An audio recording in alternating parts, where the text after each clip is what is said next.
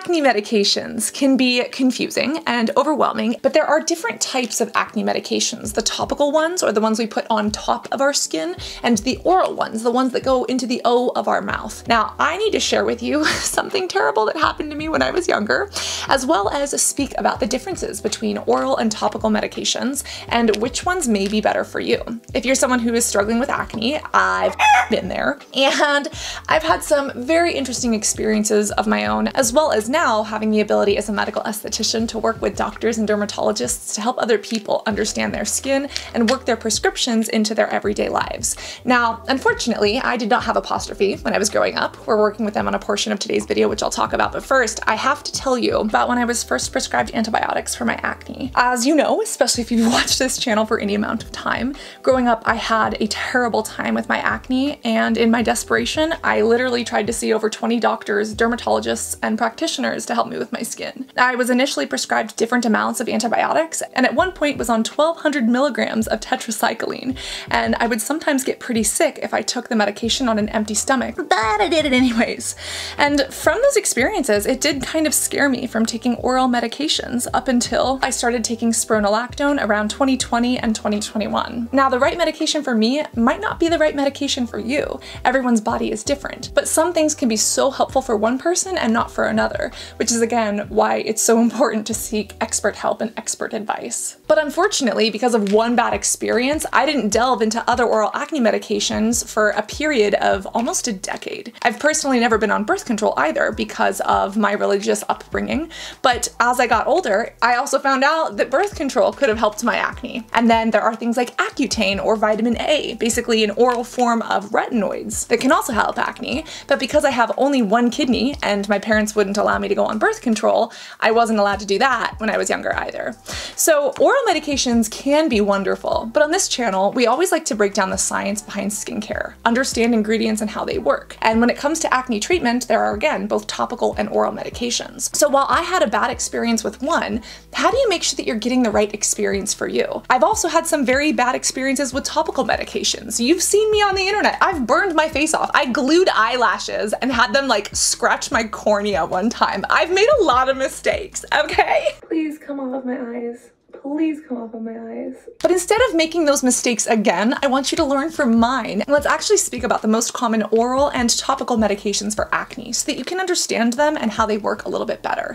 Now, all of these are prescription only, which means you need to get them prescribed to you. These aren't things that you can go and buy over the counter. Again, there are specific services such as Apostrophe that can get you an online consultation with a dermatology care provider, or you could go into a doctor's office. You could go into a medical clinic. You could go into your GP's office, discuss what's happening with your skin and your body, and see what might be best for you as well. For the sake of learning today, for getting us a little bit of an edumunication, let's learn me a book. Let's speak about the main differences. Now I'm going to share with you the top 4 ingredients or medications in each category, starting with oral. If you want to remember that oral is something that you ingest or that you eat, you can think of your mouth making an O when you take these medications. And there are quite a few. There are antibiotics, spironolactone, oral contraceptives, and vitamin A, otherwise known as Accutane. Specifically, the antibiotics are the ones that I had a problem with in the past, but these can be life-changing if used properly. You may have heard of them as tetracycline, minocycline, or doxycycline, or you may have even heard of them as like Bactrim, which is sometimes used to treat bladder infections, but it can also help acne. There are also things like Monodox that are often prescribed for acne. The way that antibiotics work is by being an antibiotic. Think of anti as in against, and think of biotic meaning bacteria, or bio meaning life. So it's an antibacteria medication. Antibiotics kill bacteria and stop them from being able to spread. And remember that Cutibacterium acnes, that is a bacteria that lives naturally in our skin.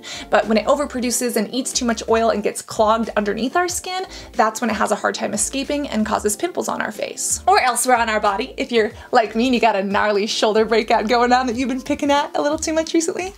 Oh yeah, she admits when she's made mistakes, okay? Okay. Antibiotics can be wonderful, but often they can cause digestional issues, they can cause a little bit of stomach upset, and they might not be right for everyone. Of course, antibiotics need to be used along with sunscreen, but you already know that SPF is your BFF and you should be using it anyways. Antibiotics can also be used to treat a wide variety of other bacterial infections in the body, and they can be life-saving. If your doctor or your dermatologist or anyone prescribes them to you, always take the full dose, because if you only only take a part or half, you could actually be training your body to become antibiotic resistant. And we've all heard of antibiotic resistant bacteria at this point, and that can be very, very dangerous. This is not the video to go into antibiotics and whether or not they should be used as widely as they are. That is something you should ask your doctor or your prescribing provider about to make sure that it's right for you. But do note that antibiotics have had some controversy or some pushback from the medical community in the past. Now there's also spironolactone. There are very few places to get spironolactone, but if you can find one, this can be wonderful for the right person. Spironolactone is known as a diuretic. It's basically a water pill, and it makes some people pee. Now, similar to antibiotics, it can be used for a wide range of things. Things from heart problems to even being used alongside birth control, although it's not a birth control or contraceptive on its own. And what's great about spironolactone is that this is a medication that can be used in men and women, whereas for men, they often can't take birth control. As a bonus, spironolactone can also help with hair loss in some people. But of course, you have to make sure that spironolactone is right for you, which again is why it is so important to speak to a doctor or a dermatology care provider or a prescribing person to make sure that it matches your needs, your lifestyle, etc. And the way that spironolactone works in the body, whether you take it orally or whether you apply it to the skin, is by actually binding to specific receptors. I believe it is the 5-alpha dihydrotestosterone receptor. Can somebody fact check me? I might be wrong, but I might be right.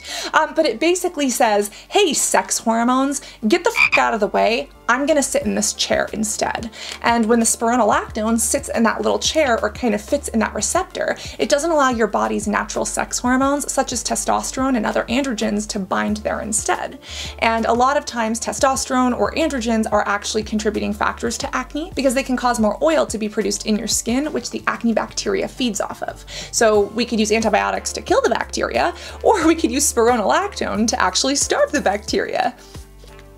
Sorry, bacteria! You gotta get the f out of here. You're not paying rent. Spironolactone is normally used off-label to treat hormonal acne, specifically for women, but as mentioned, the topical form can be used by both women and men, which makes it absolutely fantastic. And in general, it tends to have less side effects like the redness and the irritation that something like antibiotics or retinoids would. There's a wide range of antibiotics, and although many times they are prescribed orally, antibiotics can be used topically as well. You've probably used some of them, maybe even something like clindamycin lotion, or clindamycin phosphate, or something like erythromycin. These are antibiotics that are placed onto the skin, and they work very similarly. They use your little hair follicles, your little pores, to get deep down inside of your skin, and they hang out where the bacteria is. Now they basically go in there kind of like a Trojan horse and they kill the bacteria so the bacteria can't populate or reproduce anymore, but that inevitably gets rid of that bacteria and it allows your acne flares to calm down because the C. acnes isn't there to cause a ruckus anymore. Antibiotics can be irritating or drying for some people, and again, that's why it's so important to make sure that you understand how to use them and that you're getting the right one for you. And that is something that you and your provider need to work on. Fun fact, my little apostrophe topical prescription actually used to contain antibiotics. I've also tried other custom prescriptions that contain antibiotics, but this one right now does not.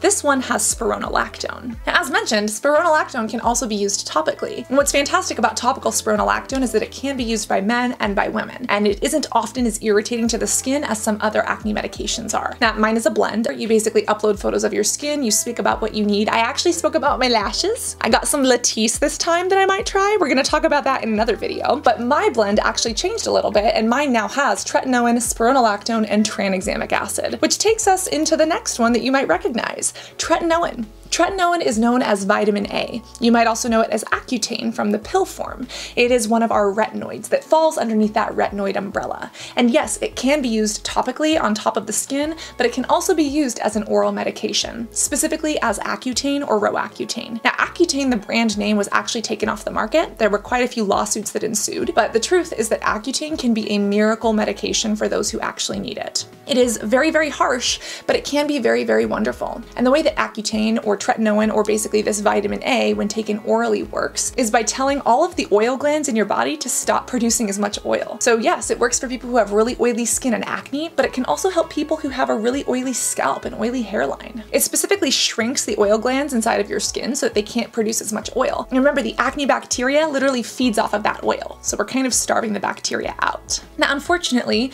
when taken orally, Accutane Accutane can be a very difficult medication to be on. If you have a uterus and are of childbearing age, you need to make sure that you're on not one, but 2 forms of birth control. And it can be very, very painful. It can make your lips peel, it can make your skin feel extremely dry, and it can be really, really difficult.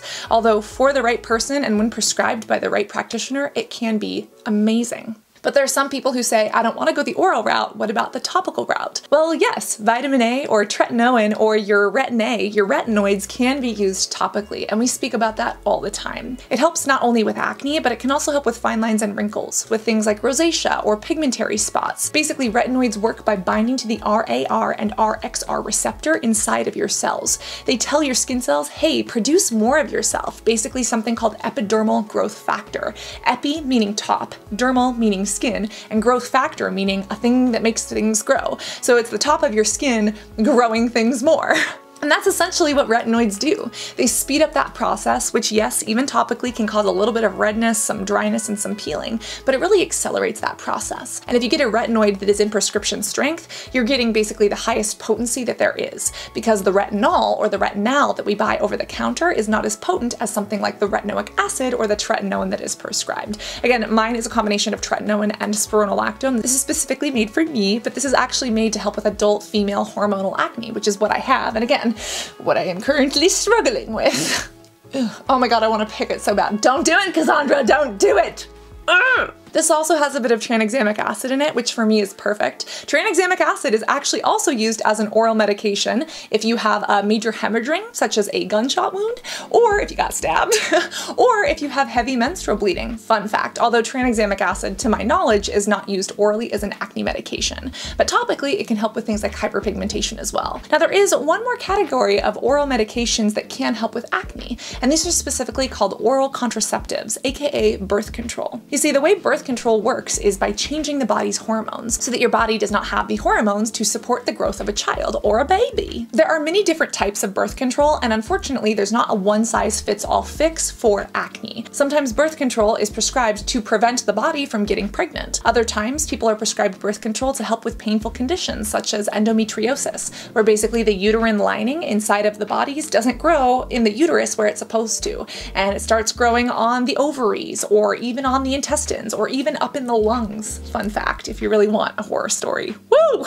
Not mine, someone else's, but yeah, painful. Birth control can do many things, but because it controls the hormones in the body, usually estrogen and progesterone, it can also have an impact on what's going on with our skin. Because remember, a lot of acne is caused by hormonal changes in the body, causing an overproduction of oil, or our hormones are making our skin more habitable or more livable for the acne bacteria. So if the right birth control is taken, it can actually stop the skin from being such a nice home for the acne bacteria. So it says, nah, I'm not gonna live here. I'm not gonna pay the rent. This is just not my vibe.